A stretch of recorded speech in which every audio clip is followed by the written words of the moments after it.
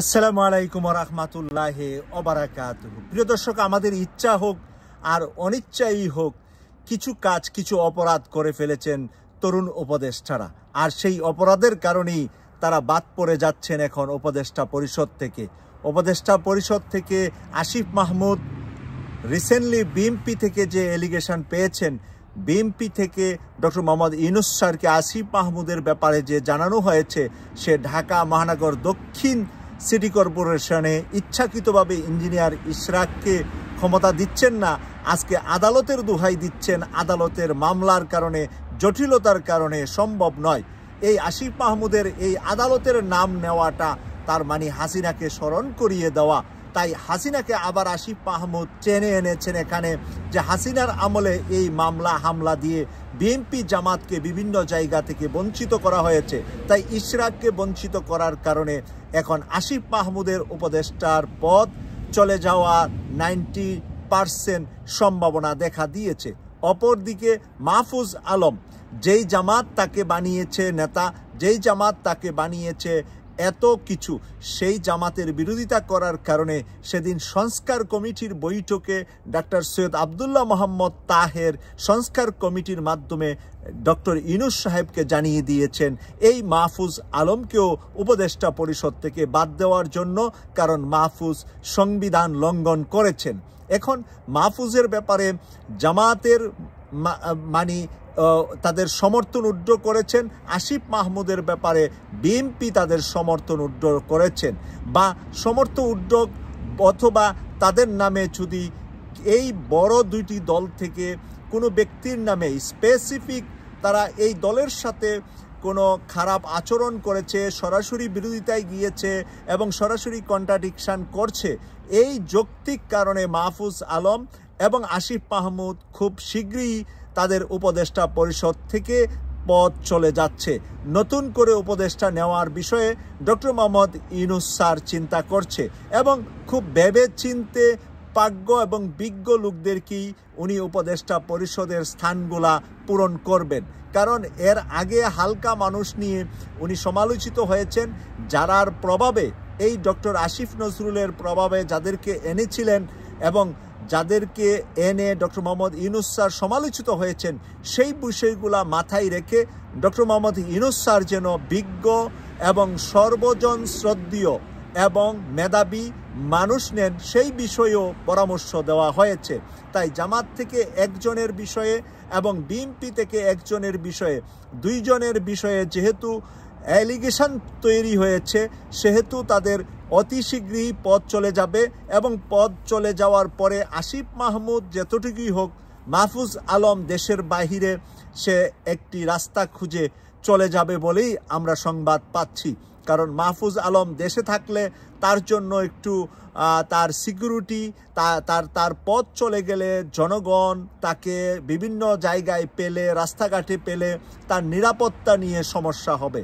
আসিফ মাহমুদের নিরাপত্তার এতটা বেশি সমস্যা হবে না, কারণ আসিফ মাহমুদ সরাসরি বিএনপির বিরুদ্ধে কোনো অবস্থান নেন নাই।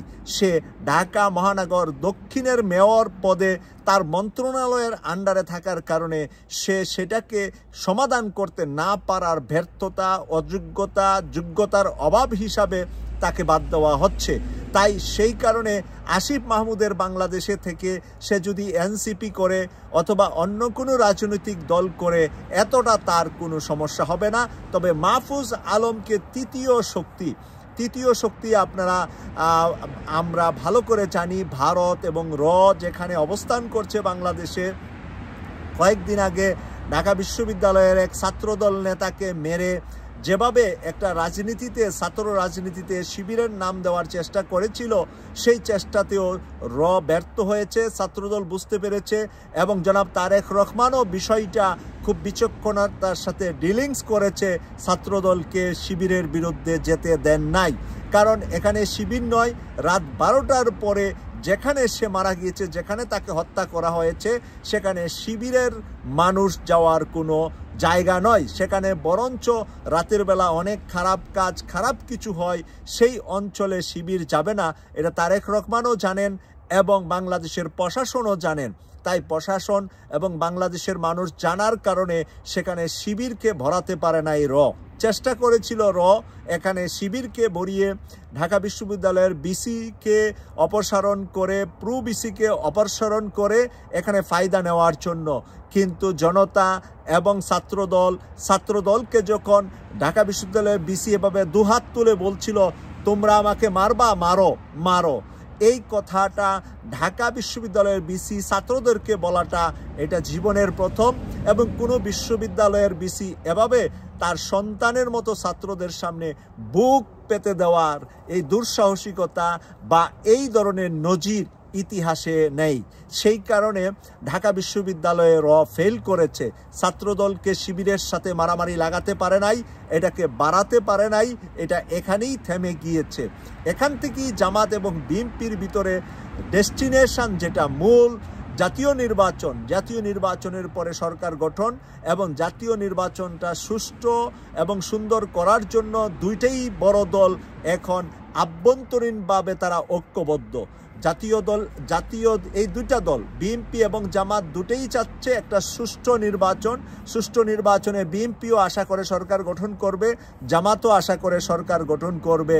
জনগণ যাকে ভোট দিবে তাকে একে অপরে মেনে নিবে বলে তারা একেবারে টপ লেভেলে ঐক্যমতে পৌঁছেছে যে জনগণ যাকে ভোট দেবে সেই সরকার গঠন করবে, আর জনগণ যাদেরকে সেকেন্ড হিসাবে রানার্স আপ করবে তারা বিরোধী দলে থাকবে।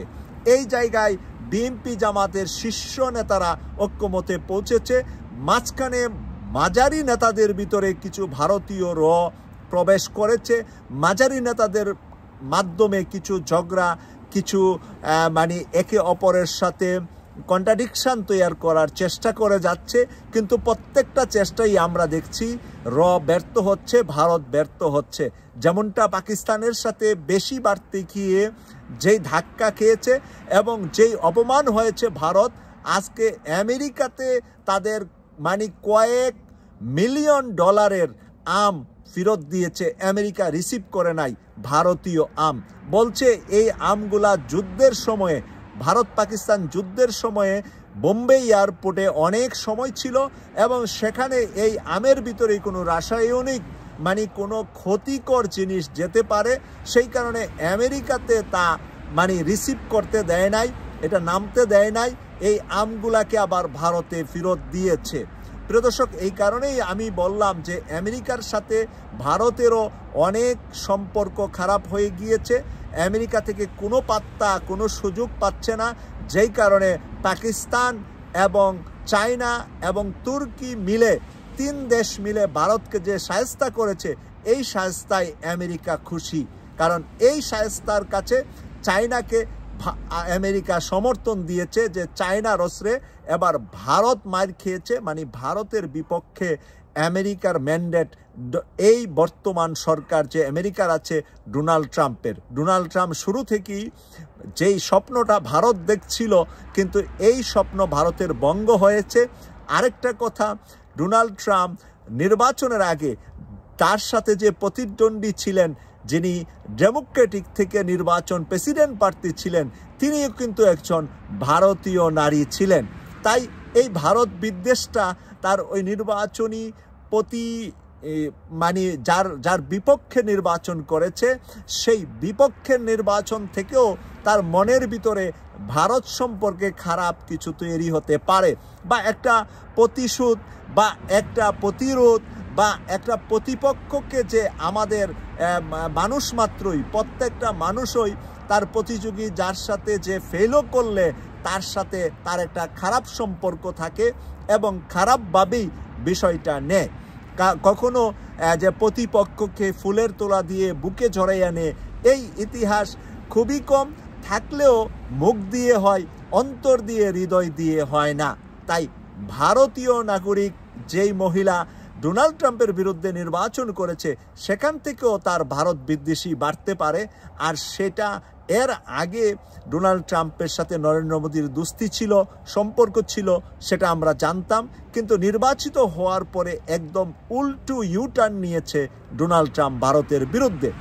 আপেলের শোরুম ভারত থেকে উঠিয়ে নেওয়ার জন্য আপেলকে চাপ দিয়েছে ডোনাল্ড ট্রাম্প। অ্যাপেলের মতন এত বড় কোম্পানির এত বড়, যেখানে হাজার হাজার মানুষ চাকরি করে ভারতে, এবং এখানে অ্যাপেলের অনেক বড় বিনিয়োগ, অনেক বড় ফ্যাক্টরি, সেটাকে উঠিয়ে নিয়ে কোথায় প্রস্তাবটা দ্বিতীয়টা দেবে, সেটা কি বাংলাদেশে দেবে কিনা? আমি যদি বাংলাদেশ দেয় তাহলে আমরা অবাক হওয়ার কিছু নয়, কারণ ডোনাল্ড ট্রাম্প ম্যাক্সিমাম কাজ এখন বাংলাদেশ করতে চাচ্ছে। ভারতের চাইতে বাংলাদেশকে উনি পছন্দ করছে, এবং মধ্যপ্রাচ্য সহ, তুর্কি সহ, পাকিস্তান, চায়না সবাই বাংলাদেশকে লুফে নিতে চাচ্ছে। বাংলাদেশ এখন আন্তর্জাতিক অঙ্গনের ম্যাক্সিমাম দেশের ভালোবাসা, ম্যাক্সিমাম দেশের সাথে ভালো সম্পর্ক আমাদের আছে, একমাত্র ভারত ছাড়া, আর ভারতের বন্ধু ইসরায়েল ছাড়া। ভারত আর ইসরায়েল ছাড়া পৃথিবীর সব দেশ বাংলাদেশকে এখন ভালোবাসে। রাশিয়ার সাথে কিছুটা কন্ট্রাডিকশন ছিল, কিন্তু রাশিয়াও ব্যবসা বাণিজ্যের সুবিধার্থে বাংলাদেশের সাথে ডক্টর মোহাম্মদ ইউনূসের সাথে ভালো সম্পর্ক তৈরির জন্য চেষ্টা চালিয়ে যাচ্ছে। কেটিভি 24-কে সাবস্ক্রাইব করে নিয়মিত আমাদের অনুষ্ঠান দেখার আমন্ত্রণ জানিয়ে বিদায় নিলাম। আমি সৈয়দ মাসুক, লন্ডন থেকে। আল্লাহ হাফেজ।